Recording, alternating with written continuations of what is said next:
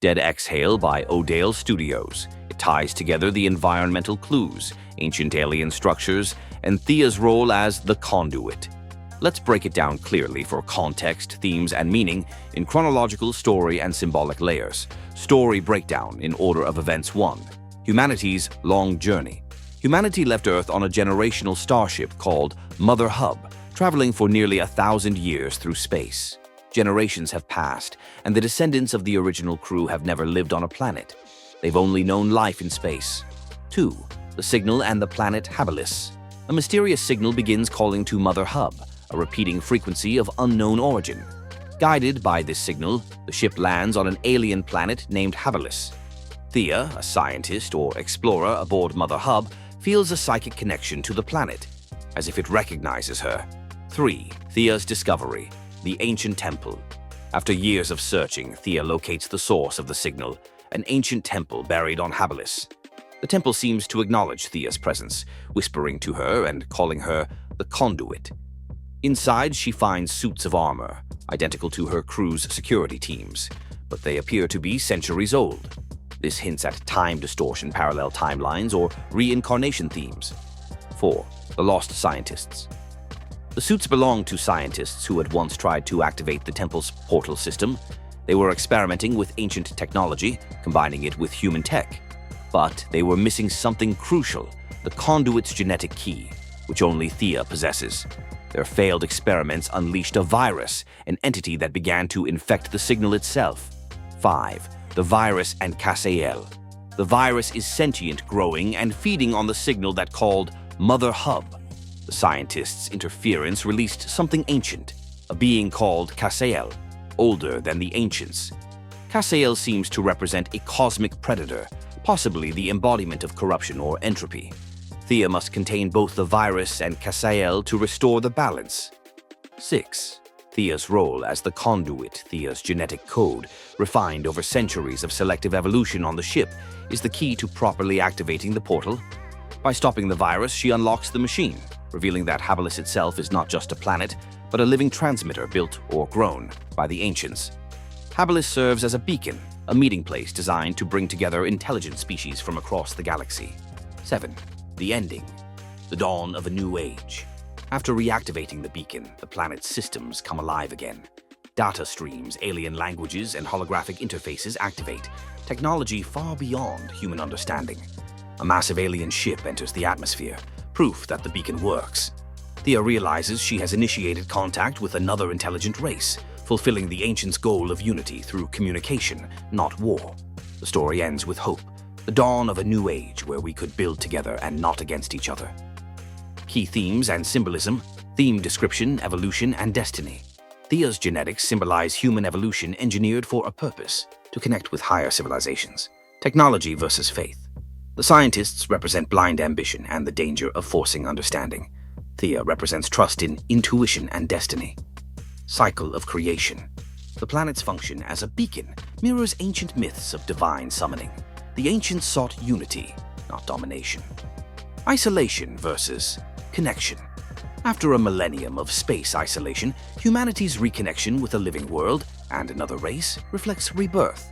The virus, Casael. Possibly a metaphor for the corruption of knowledge. What happens when creation becomes consumption?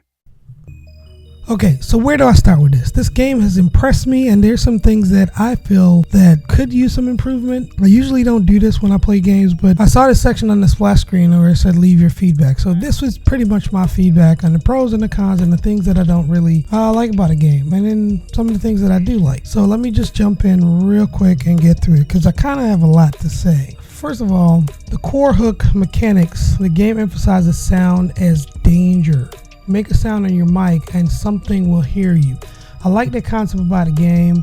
A lot of games been having that where you're using mic. I saw one recently where you can use your webcam and they blink. So these developers are finding different ways to incorporate tech in their games, and I really enjoy it. So the audio is not something new, and I like that part about it.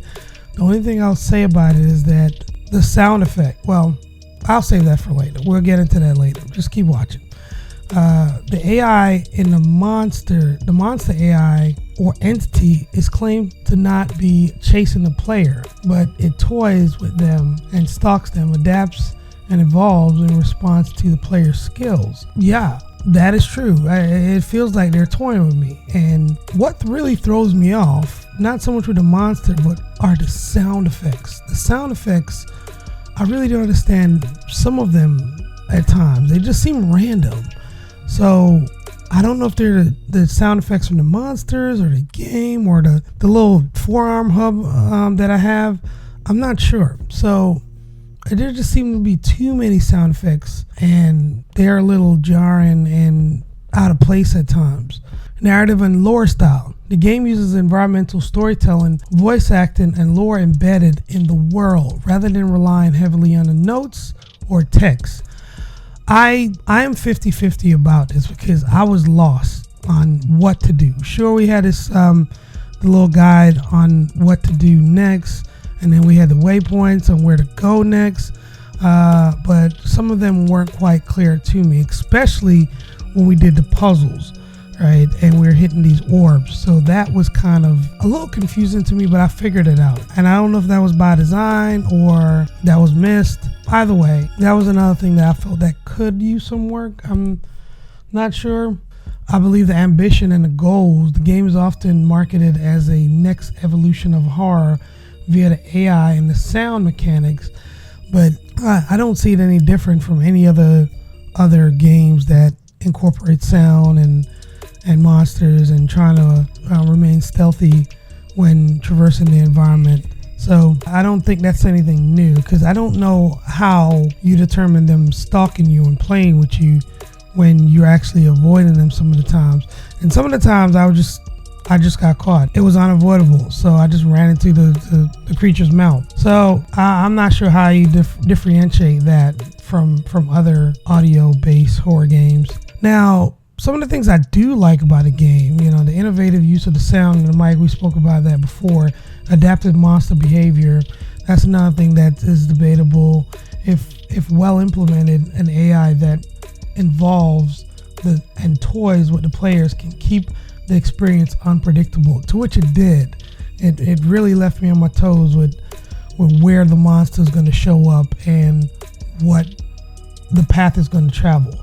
Another thing that I didn't notice until later onto the game was that your heartbeats start to race, and then the sides of the screen start to, I guess, I don't know what you call them, like spider vein, and you can tell that the creature is close by. So that was cool. Atmospheric and immersive approach. The voice acting, environmental storytelling versus lots of notes may help maintain the immersion, and I believe it did as well.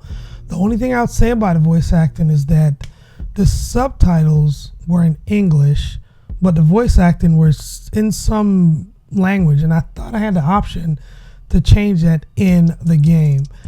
I'm not sure, again, if it's something that was missed or if this was by design, but it kind of threw me off a little bit, especially when I'm trying to run and hide from the monster that was chasing me. I couldn't stop to read the messages and navigate where I'm going to safety. So that's another thing that threw me off quite a bit. The high potential for tension and fear is another thing that really caught my attention to this game, because with every step that I took, the concept itself is scary. Silence become a resource, and I know I ended up talking way too much in this game and got myself killed, and that's because I like talking. I really had to shut up and play the game, and the fear of being heard added psychological pressure to all of that. So kudos to you on that, dude. Replayability potential, I would check it out again. The controllers for me were still a big deal, and I'll get more into that later. Because the monster adapts to the tension is dynamic, multiple playthroughs could feel different. That is true, and just so you know, these are just some of the notes that I wrote down. It was just too much for me to remember off my head, and I really wanted to give you, as a creator, a game dev, some of the feedback I have as a player of your game. So forgive me, I'm not on camera right now. I'm just reading from my notes. Strong streaming and content appeal. This game is explicitly designed to be engaged for content creators, streamers, and videos. And I think this will be perfect on a stream, especially when you have a large following and you're trying to go through tests. Most of the times when you're hiding and you're crouching to safety, that's your moment to breathe. I like the added breath of relief when you're actually safe in one of these crawl spaces. So that adds a layer of like, I made it. You know what I mean? So I really like these. Those are just some of the things that I really like about the game. Now the cons and the risks, what could go wrong, and these are some of the things that I feel like could use some work. Technical and the bug issues. So the demo and the playtest, and now this is the full game. User reported glitches. I don't think I've experienced any major glitches, like textures not loading, monsters clipping through walls, some UI, etc. There's some parts in the game where I felt like I experienced that, but I guess it's just how I was holding the camera and rotating the camera. There are a lot of parts where I try to crouch and I end up standing up. So I'm not sure if I'm double tapping the crouch button or what. I didn't try to reassign any buttons, but I remember in the last playthrough, the demo, when I tried to reassign buttons, I was unable to do so. It was extremely frustrating trying to reassign these buttons on my keyboard, and I didn't try it this time. I ended up just playing with the default settings on the button. So balance versus frustration. I got frustrated so many times with this. If the monster is too punishing and unpredictable, players may feel frustrated rather than scared. I kind of felt that way, especially when I didn't know what was going to show up. I understand it's based on the audio and the sounds that you make, and it forces you to be quiet. So I am sure that's probably by design, but it could get frustrated sometimes, especially when you don't know where this thing's going to show up. And a lot of these seem like I'm just harping on the game, but these are just some of the things that I've noticed and experienced from playing it. So just take it with a grain of salt and improve on it. No game, I don't think there are any games out there that are just perfect, that has no issues whatsoever. There's always something to grow on and learn from with each game that you play and each game that you make. Some other things that I wrote down here: the reliance on the microphone environment players is noisy setting or uses certain mic settings might suffer poor experience or unfair detection.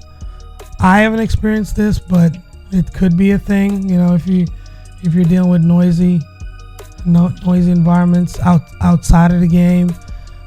Potential for gimmick fatigue. The sound equals danger. Mechanics is exciting at first, but if repeated too often without variation, it may be repetitive. So again, what I'm referring to here is like, because the sound effects were so often and so repetitive, and they're all pretty much the same sound effects. I've been hearing that throughout the entire game. It did feel a little repetitive to me, especially when I really don't know what they all mean. Right? And then the puzzles with the balls or the little whirls, what does that even mean? Right? I had to figure out which color to click on myself. That wasn't hinted to me, that wasn't given to me. I really didn't know what I was doing. And this part where I'm actually clicking on all the balls here and hearing all these sound effects, I almost spent 15 minutes alone on one of these sections trying to figure this out, and none of it was hinted. Again, not sure if this was by design or if it was missed on how to read some of these rune pictures. So this part on the game, it lost me. That's basically what I'm trying to say. Sparse narrative clarity. The environmental storytelling is great for immersion, but it risks being vague or confusing if overdone. And it was to me in a little bit. None of the story towards the end of the game was like peppered throughout the game at all. So at the end, we get this big story on, I guess, what was going on the ship and well, wherever we are, and it kind of threw me off because I really didn't know any of this. Nothing was hinted on towards the end of the game, and then as far as the end of the game it just, that was abrupt to me. I wasn't expecting it to end the way it ended. So for me, there was really no real closure on really what happened. I can't really say anything more than that. The AI limitations, while adaptive AI is promised, in practice, it's difficult to design AI that truly learns.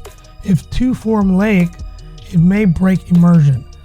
I don't know how this thing is learning, right? I think, to me, it just looked like it gets lucky sometimes. I don't know how to differentiate AI, like this monster AI learning and adapting, as opposed to just hearing and finding, if that makes sense.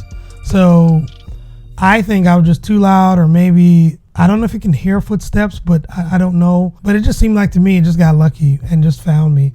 But again, that's just my perception. A voice actor, Sean Manson, has been credited as doing creepy whispers and screams and the ended narrator in Dead Exhale. From what the devs have teased, there's thousands of years of lore built into the world.